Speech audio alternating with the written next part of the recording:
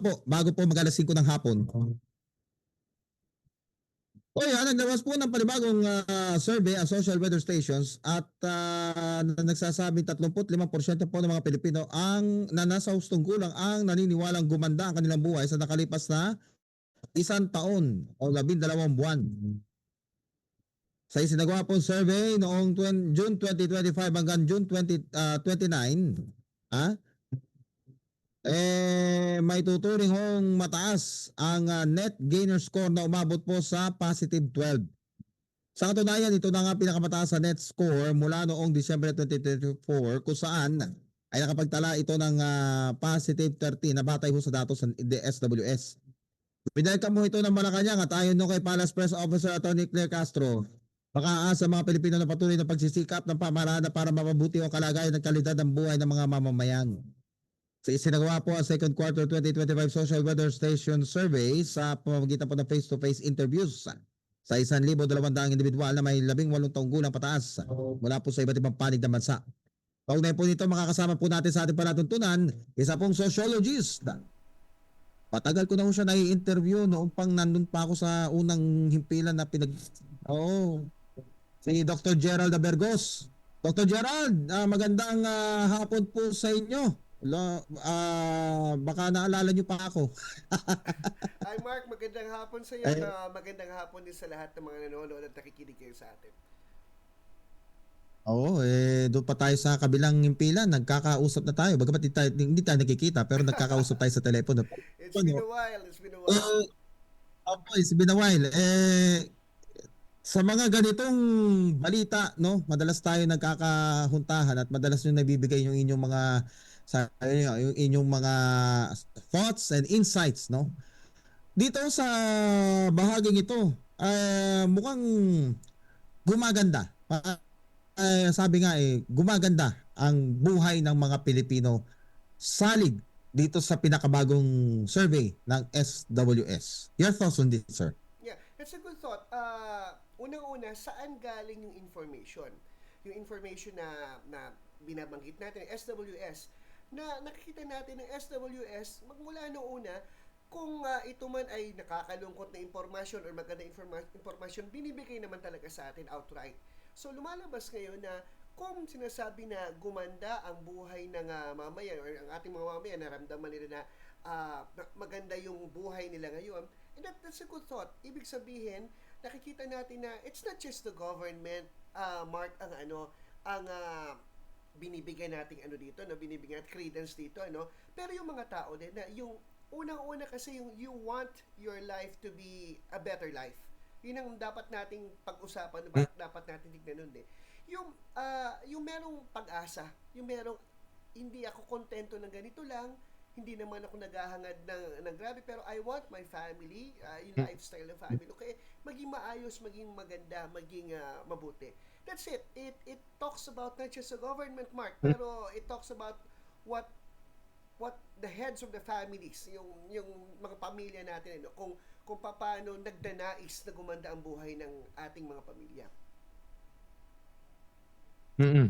At evident naman siguro ito, no, sa pang-araw-araw na ako naobserbahan ko na may mangilan-ngilang pamilya, no?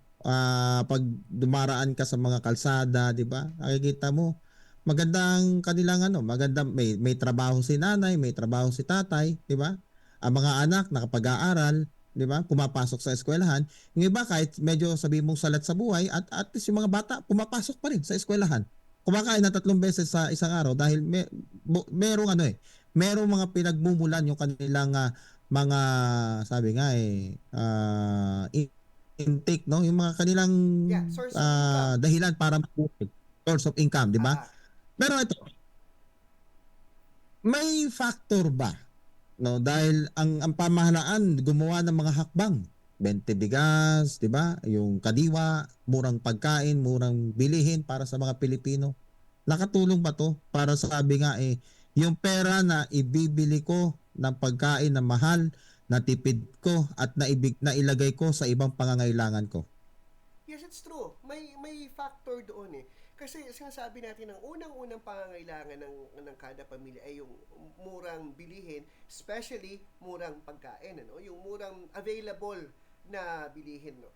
Kung may murang available na bilihin pero wala rin namang source of income ang tao, ay saan tayo kukuha naman ng pambili natin kung may mura namang pagkain na ibibenta na available para sa atin. So it goes hand in hand yung effort ng gobyerno na maipababa ang bilihin, na maging available ang mababang bilihin sa ating mga mamamayan, at yung kagustuhan din ng mamamayan natin na umangat.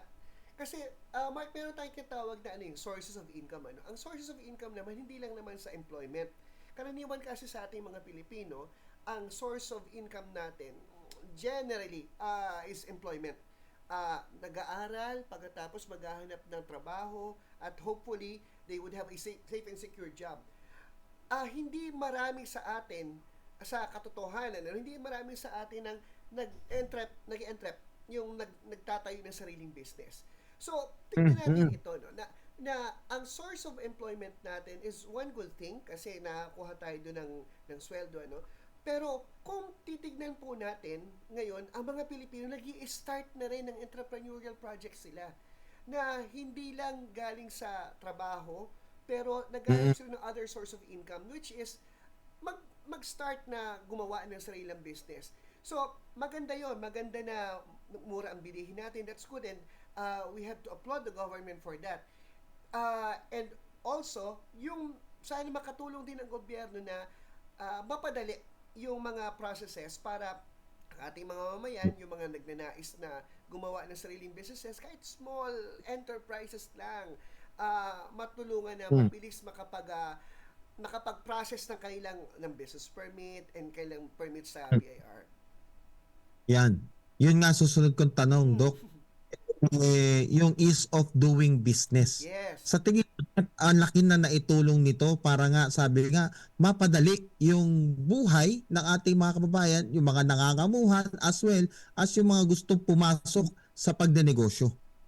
Yun ang dapat sana ma-focus din natin. Yung tama yun, yung ease of doing business nga, pero sino ang nag-focus ng yung ease of doing business na yan? Unang-una, it starts with the barangay. Kasi yung business permit natin sa barangay muna eh. And then sa city. Correct. And then after, but before all of that, para maging matino at legal ang ating business, ano, it's the DTI or the SEC. Doon pa lang kasi sa proseso na yun, sa DTI, madali kumuha ng business name, online na po ngayon. Sa SEC, yun medyo mabigat-bigat pa rin dahil because it's corporation forms. Yes. Pag nakuha naman yun, ang susunod is itong sa BIR.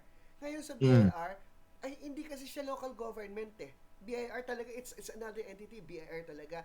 Doon medyo nagkakaroon ng mahirap makakuha ng permit.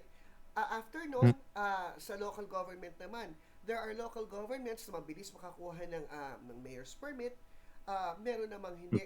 So, Mark, kung may standardize natin sa whole country, kung paano ang mabilis at yung mabilis na proseso para makakuha nito at makatulong sa ating mga mamamayan na gustong mag-entrepreneur, na gusto maging entrepreneur, napakalaki ng maitutulong nito sa yung lifestyle natin na hinahangad para sa ating pamilya ay masustain natin. Yeah.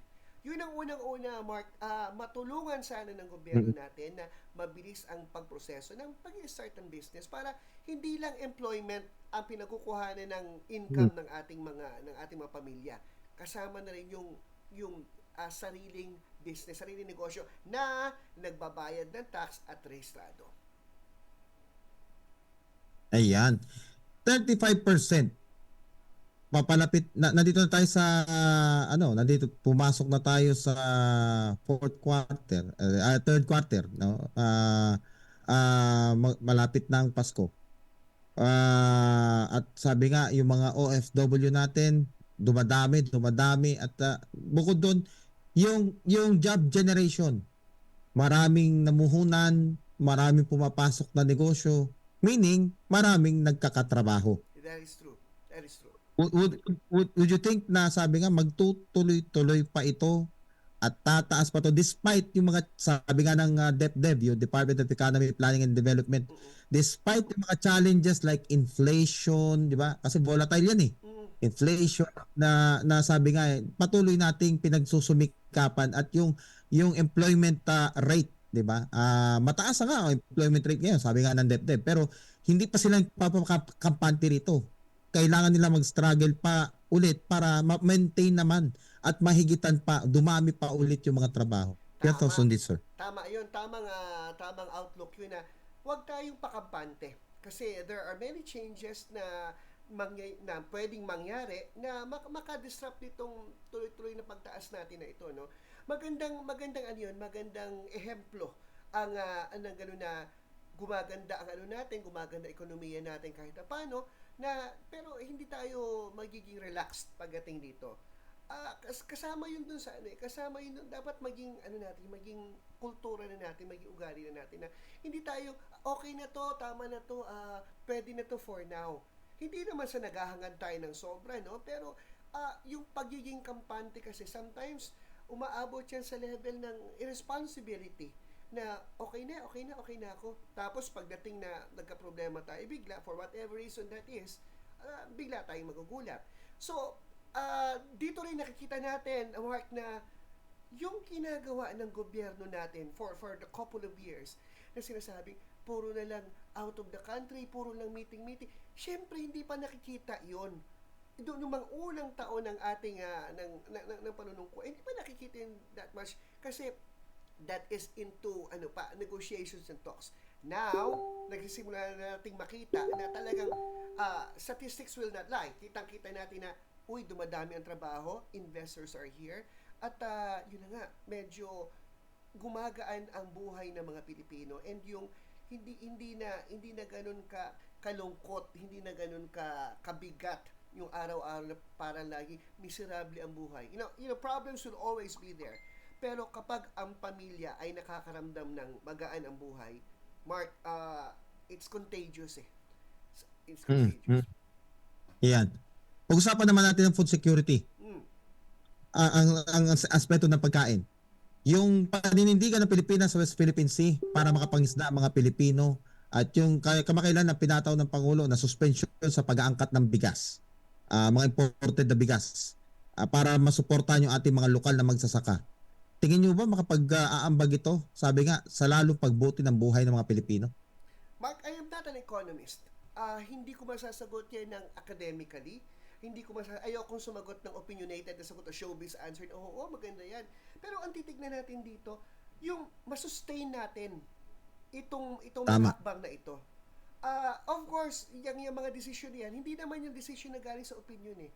Decision niya na galing sa pinag-aralan ng mas nakakaalam sa mga bagay na ito. Pero pinag-uusapan natin dito yung sustainability.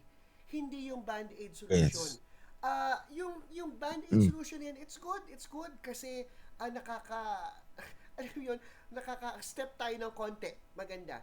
Pero hindi sana tayo mag-stick to sa band-aid solution.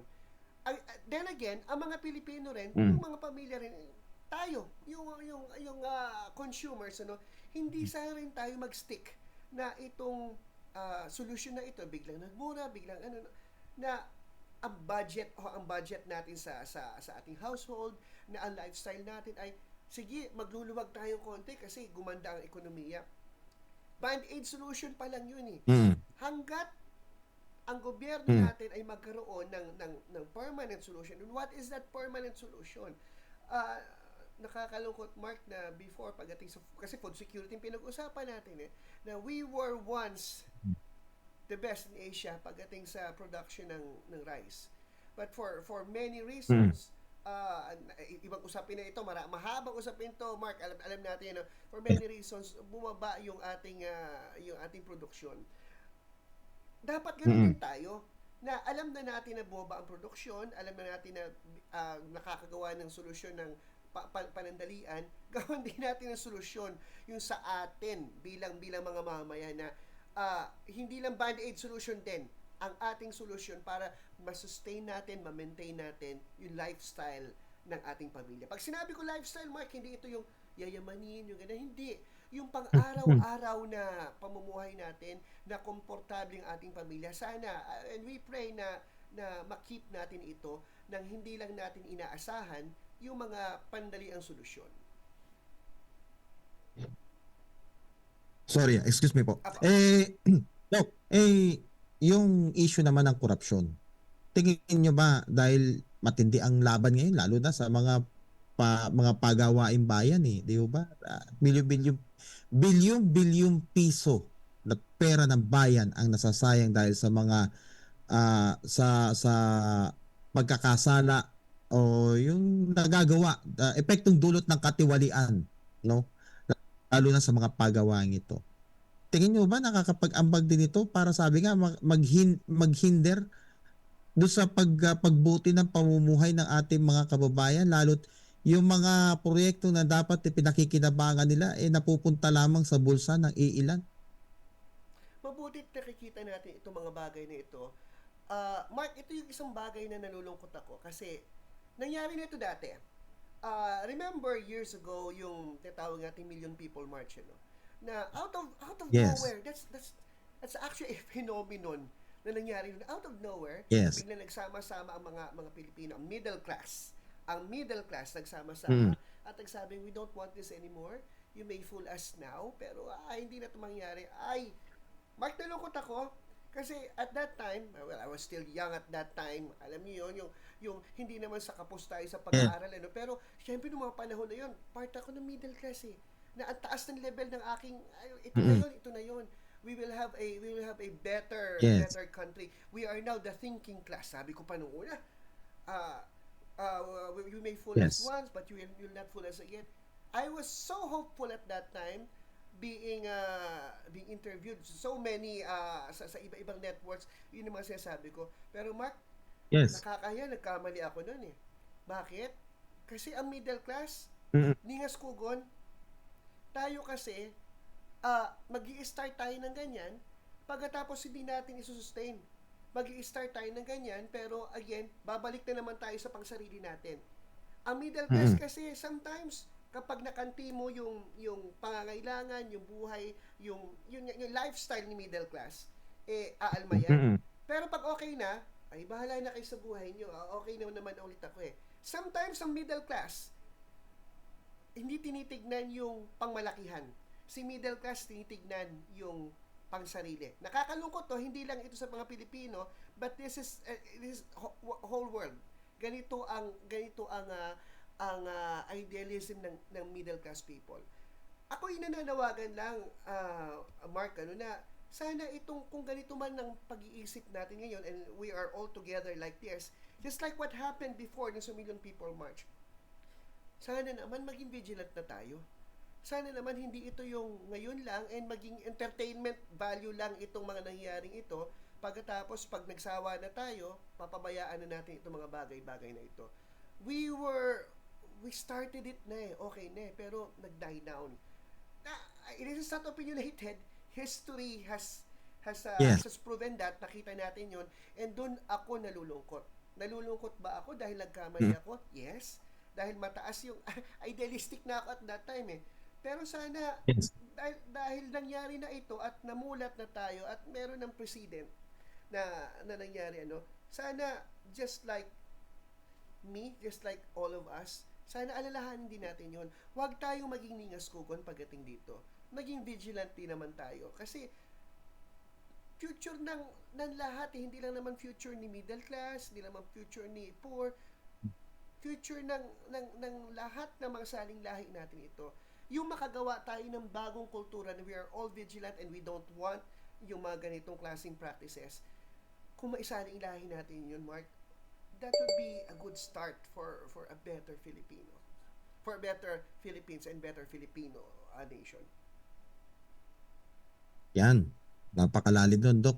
Isang malaking hamon yan. Yes. And with that, kami nagpapasalamat sa inyong thoughts dito sa issue na ito.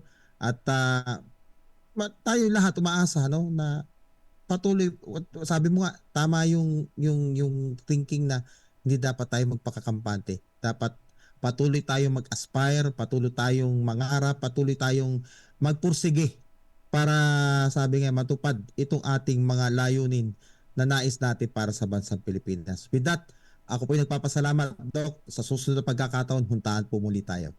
Maraming salamat at thank you for having me top of mind sa ganitong mga usapin. At nice to see you again. Nice to see you again.